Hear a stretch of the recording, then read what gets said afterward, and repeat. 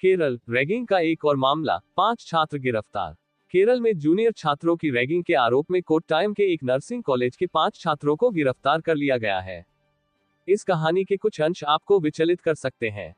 उन पर आरोप है कि उन्होंने फर्स्ट ईयर के 3 छात्रों के साथ मारपीट की, उनसे पैसों की उगाही की, इन पैसों से शराब खरीद कर लाने को कहा और उनके प्राइवेट पार्ट में डंबेल तक लटकाया।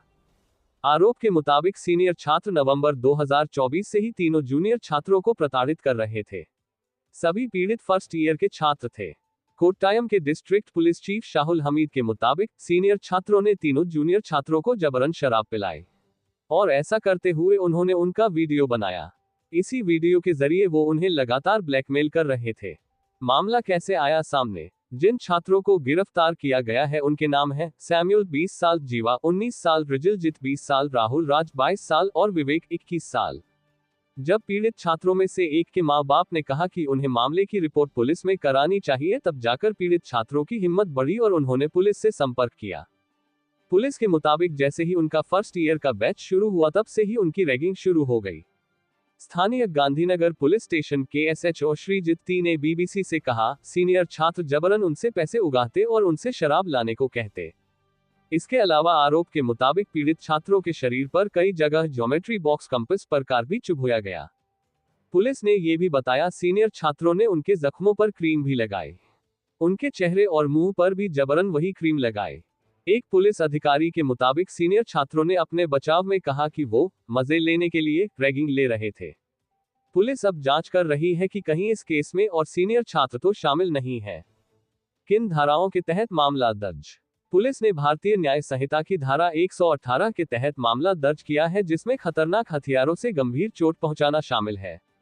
साथ ही अभियुक्तों पर धारा 308 भी लगाई गई है, जिसके तहत डरा धमकाकर पैसे या कीमती चीजें हथियाने का मामला शामिल है। इसके अलावा उन पर केरल रैगिंग एक्ट की धारा 3 और 4 के तहत भी मामले दर्ज किए गए हैं।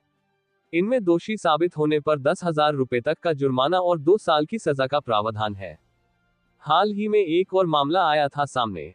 पिछले सप्ताह केरल में एक मशहूर स्कूल के 15 साल के छात्र की मौत ने पूरे राज्य को झकझोर कर रख दिया था। परिवार ने आरोप लगाया था कि छात्र ने रैगिंग के बाद आत्महत्या की है। घटना के बाद छात्र की मां ने सोशल मीडिया पर एक लंबा, भावनात्मक पोस्ट लिखा था। यह पोस्ट सोशल मीडिया पर तेजी से वायरल हुआ था। आत्महत्या एक गंभीर मनोवैज्ञानिक और सामाजिक समस्या है। अगर आप भी तनाव से गुजर रहे हैं तो भारत सरकार की जीवन साथी हेल्पलाइन 18,23,33,330 से मदद ले सकते हैं। आपको अपने दोस्तों और रिश्तेदारों से भी बात करनी चाहिए। रैगिंग का छात्रों पर असर। साल 2009 में सुप्रीम कोर्ट द्वारा गठित एक समिति ने अपनी रिपोर्ट में कहा था कि रैगिंग का पीड़ित छात्रों पर विपरीत असर पड़ता है और उससे उनकी पढ़ाई प्रभावित होती है। उनके फोकस करने की क्षमता पर भी असर पड़ता है। रैगिंग का शिकार हुए छात्रों में से 10% से भी ज्यादा के परीक्षा नतीजों पर इसका असर देखा गया। समिति ने पाया कि रैगिंग की वजह से पीड़ित छात्रों में शर्म, अपमान और बेचारगी जैसी भावनाएं पनपती हैं, जो उनकी मानसिक सेहत पर बुरा असर डालती हैं। रिपोर्ट में साल 2006 के एक मामले का जिक्र करते हुए कहा गया कि एक 18 साल की इंजीनियरिंग छात्रा के साथ उसके सीनियर्स ने रैगिंग की और उसकी एक आपत्तिजनक सीडी भी बनाई। उसका इलाज कर रहे डॉक्टरों ने बताया था कि पीड़ित छात्रा बोल भी नहीं पा रही थी और बार बार बेहोश हो रही थी। तब उसे अस्पताल के मेंटल वार्ड में भर्ती कराना पड़ा था। पीड़ित छात्रा 35 अन्य छात्राओं के साथ एक हॉस्टल में रह रही थी।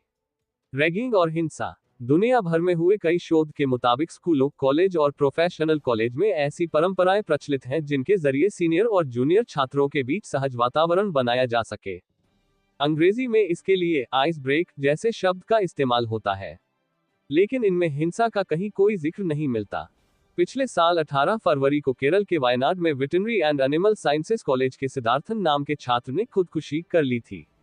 मामले की सीबीआई जांच में पाया गया कि बार बार साथी छात्रों द्वारा मारपीट, अपमान और शोषण के कारण सिद्धार्थन ने ये कदम उठाया। कोची के प्रख्यात बाल मनोचिकित्सक डॉक्टर फिलिप जॉन इस तरह की घटनाओं के कारण के बारे में बात करते हुए बीबीसी हिंदी से कहते हैं, खतरनाक बात यह है कि रैगिंग अब ग्रुप्स में होने लगी है और इस दौरान हिंसा भी की जाने लगी है। भीड़ की सामूहिक मानसिकता ताकत का एक भ्रमित एहसास देती है और हिंसा को सही ठहराती है। इससे लोगों को ताकतवर होने और लीडर होने का एहसास होता है। डॉक्टर जॉन ऐसे ही एक केस का जिक्र करते हैं जब 15 साल का एक बच्चा अपने दोस्तों को एक रेस्तरां में खाना खिलाने ले गया और बिना भुगतान किए जाने लगा। जब दुकान के मालिक ने उससे पैसे मांगे तो उसके अहम को चोट पहुंची और उसने रेस्तरां मालिक पर हमला कर दिया। डॉक्टर जॉन कहते हैं, बच्चों के माँ बाप की भूमिका बेहद अहम हो जाती है।